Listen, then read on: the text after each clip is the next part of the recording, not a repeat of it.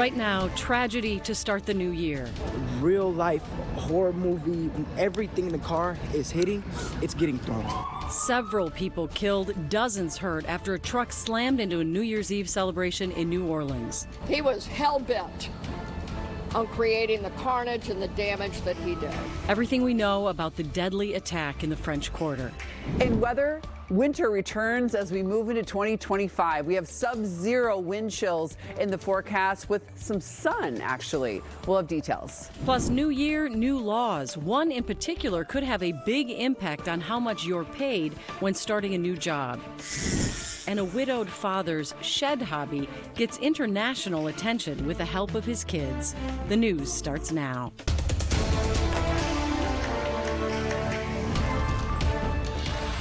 Good evening. Thanks for joining us tonight. This is a live look at an eerily quiet Bourbon Street in the French Quarter of New Orleans tonight, where the usually bustling part of the city has transformed into an active crime scene. In the last 30 minutes, the New Orleans coroner says at least 15 people have died from this attack. Dozens of others are hurt after a driver drove his truck through a massive crowd of people out celebrating New Year's Eve. The man then got out and started shooting. Investigators say Shazma Jabbar was killed in a shootout with police, but not before hitting 2 police officers. Those officers are expected to survive, according to New Orleans Chief of Police. The FBI is investigating this as an act of terror.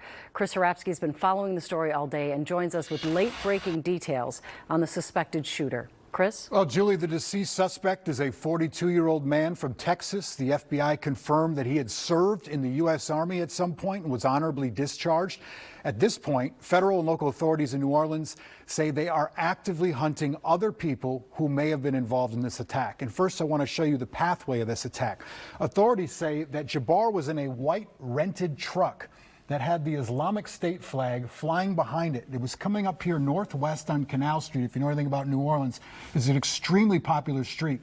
There was a car, a police car, parked right at this intersection of Canal and Bourbon. He went around the police car onto the sidewalk, started hitting people, and moved 2.5 blocks, plowing through the crowd before he was stopped up here past Binville Street when he crashed into another vehicle in the middle of the street there and got into a shootout with police. And we have some brand new video that I just received from our sister station in New Orleans. Here it is. You can see exactly what I was talking about. There's that white truck coming down Canal Street. You can see the squad car in a second here blocking Bourbon. And you'll see that white truck pull up alongside. The squad car was there to try and prevent any vehicle from getting onto Bourbon Street, and you'll see it turn right here very quickly. That's when it starts hitting people. We have stopped the video to not have to see that hitting pedestrians. But after the rampage and the shootout, the FBI said 2 potential improvised explosive devices were found inside the vehicle. Officials said other potential IEDs were located in the French Quarter, where law enforcement specialists were working to determine if those devices were viable. We do not believe that Jabbar was solely responsible. We are aggressively running down every lead, including those of his known associates. When it is appropriate and this investigation is complete, you will find out what happened and who was responsible, or I will raise fresh hell. And I will chase those in the federal government who are responsible for telling us what happened, like they stole Christmas. The Louisiana governor said about 100 active military police from the state's National Guard have been called in for added security. Right now, the manhunt continues for other perpetrators, all while trying to secure safety for the now postponed Sugar Bowl, a half-mile away from the French Quarter, followed by the Super Bowl next month. It's all so disturbing and horrific now that 15 people have died, and really disturbing that they believe there are other people out there who might have been involved. Thanks for the latest details, Chris. Yep. Well, this attack happened just blocks from the Caesars Superdome, as Chris mentioned, where the Sugar Bowl was set to kick off in just a few hours. As Chris mentioned, that game has now been postponed until tomorrow, and New Orleans city leaders are discussing bringing in federal security to try to keep people safe. The Caesars Superdome is also where Super Bowl 59 is scheduled to be played in February. The Super Bowl committee says it is already planning to ramp up security. New details continue to come to light on this story. We will keep you updated on everything we learn on air and on Kare11.com. Meantime, a few hundred miles away in Las Vegas, police are investigating a deadly Cybertruck explosion outside Trump Hotel in Vegas. The law enforcement official told CNN. The Las Vegas sheriff says the truck pulled up outside the Trump Hotel, started smoking, and then blew up. Police say the person inside was killed and 7 others were hurt, but not seriously. Back here at home, a woman is fighting for her life after being hit by a vehicle early this morning in northeast Minneapolis. The woman was hit just before 2 a.m., a few blocks from Boom Island Park. Police say the driver then fled the scene and is not yet in custody. Well, the Minnesota State Patrol says they were very busy on New Year's Eve. We just got DWI arrest numbers in this afternoon. And from 6 p.m. through 6 a.m., officers arrested 141 people, more than 100 of them between midnight and 6 this morning. That's up nearly 20 arrests from last year. Well, turning to the weather now, and a reminder that it is January and we are in Minnesota. A little bit of snow, cold to start the new year. And Belle, I understand the temps are just going down from here. They are, Julie. They are going to come along with some sunshine because colder air tends to be drier. So if you're really yearning for some January sunshine, we have that coming. And when it comes to snow, I wish we had some.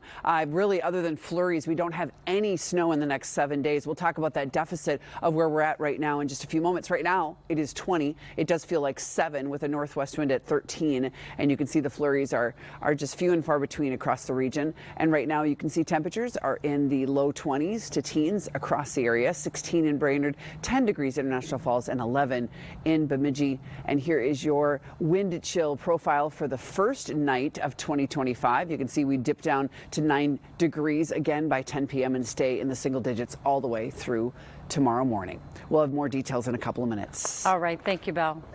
Today, Minnesota joins a handful of states requiring employers to post wage ranges on job postings, including on sites like Indeed and LinkedIn. It's meant to provide better transparency and make the job market more competitive. Joe McCoy is here with details on the law and what it might mean for you. Joe?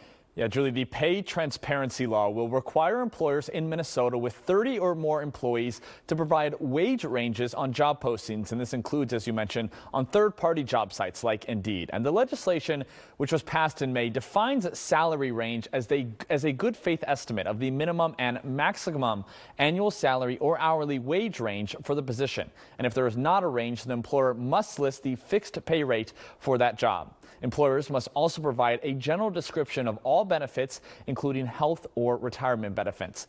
And an employment attorney I spoke with today says these laws are important because they allow employees to see how much they are making compared to other similar roles. The law aims to reduce pay disparities by ensuring the compensation information is transparent and readily accessible. And that addresses issues related to gender and race pay gaps. Today, women in the U.S. earn only 82 cents for every dollar earned by a man, with even greater disparities among women of color. Julie. All right. Thank you, Joe. Another new law focused on transparency requires Ticketmaster, StubHub, and other sellers to have all-in pricing. That means you know the total price of the ticket, including all fees, up front. It also stops multiple copies of tickets being sold, which happened in the chaos of people trying to get Taylor Swift's Eras Tour tickets back in 2022. And ticket resellers are now barred from hiring others to stand in line for them to buy tickets that will be resold. Minimum wage also getting a big hike in Minnesota. Starting today, all employers will be required to pay their workers $11.13 an hour. In the Twin Cities, rates went up over the summer, and now they will rise again. In Minneapolis, it will increase to $15.97 for large and small businesses, a 40-cent increase. New year, new generation. Babies born in 2025 are the first of Generation Beta. Members of Gen Beta will be born between 2025 and 2039 to younger millennials and older members of Gen Z. Generation Beta will be the first to experience artificial intelligence and automation in every aspect of their lives. Well, hospitals across the state have a New Year's tradition and competition. Who will have the first baby born in 2025? The earliest report we have is a baby born at 1:03 this morning. to this darling family. That is Jessica and Mike Schiller, their 2-year-old son Grayson, and their brand new baby Anna. Hospitals prep their birthing centers weeks in advance in hopes they can bring the good news that they delivered the first baby of the year. We weren't really planning on staying up till midnight to celebrate the new year, and had just some small plans at home with our neighbors. And the New Year's holiday was kind of pushed to the back burner a little bit with just getting ready for baby and working and having a toddler. And so it was very unexpected surprise for this New Year's baby. She is just darling. Coming up on BTN, we not only take you behind the scenes of this friendly competition, but we'll explain the changing population trends here in Minnesota. Well, 2 Minnesotans are now millionaires after winning the jackpot in the Minnesota Millionaire Raffle. The winning tickets were sold in Now Then and in Tracy. Prizes range from $50 to the $1 million jackpot. You can go to mnlottery.com to check your tickets. You have until December 31st to claim your prize, or that money will be forfeited to the state. And Minnesota is $1 million richer after one of last year's grand prize winners went unclaimed. It was bought at the Coburns in Delano for the 2024 drawing. It will now be used to fund roads, bridges, and environmental projects. Well, whether it's going to the game or meeting up to watch it with friends, fans are getting much more creative with their NFL fashion. The Taylor Swift tunnel walks and home-sewn outfits by NFL wags, wives and girlfriends of the players, took over social media last year. This year, fan football fashion really exploded. No one knows better than Vikings wags. One of them has a bigger following than her husband. Whitney Reisner has amassed nearly 50 million likes just on TikTok. She spoke to our Morgan Wolf recently about launching her jewelry line. It's Wowie's jewelry. Over time, we've started with dainty, delicate pieces, and we've gotten into some chunkier pieces, and recently I launched a game day line, and so I feel like I had been going to games for, years, and I never had jewelry that was like chic and could be worn out in the grocery store after, or, could be worn just during football season, and so I really created a game day line around that. So it's Some of those necklaces were so popular they sold out halfway through the season.